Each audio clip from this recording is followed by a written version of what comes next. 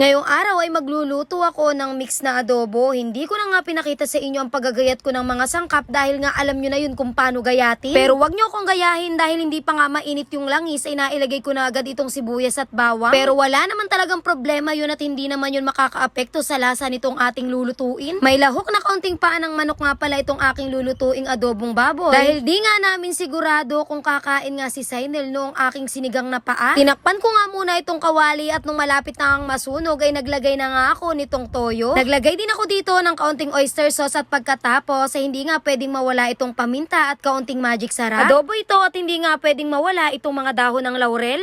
Nung nailagay ko na ang lahat ng sangkap na aking ilalagay dito ay minabuti ko nga muna itong haluin para magsama-sama yung mga pampalasa na inilagay natin. Ngayong araw ay may bisita kami kaya naman imbis na yung paa ng manok nga lang ang aming uulamin ay nagluto na nga rin ako nitong adobong baboy. Medyo maarte kasi yung aming bisita ngayong araw kaya naman talagang hindi pwede nang walang ibang ulam. At wag na lang kayong maingay mga mare ha, sekreto lang natin yun.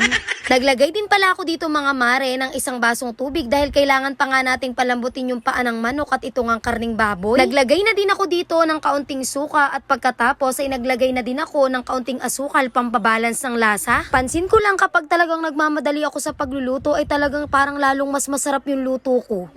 Hindi ko alam kung bakit pero siguro nga ay wala na akong time para mag-inarte pa kung ano ngang ilalagay dito kaya nga mas nagiging masarap. O diba dahil wala ngang kartehan yung pagluluto ko ngayong araw ay ayan tapos na agad ang aking pagluluto. Pero sabaw nga lang ang inulam ng bisita naming medyo may kaartihan dahil nga may brace yun. Hindi ko na nga lang talaga sasabihin sa inyo yung pangalan at hulaan nyo na nga laang.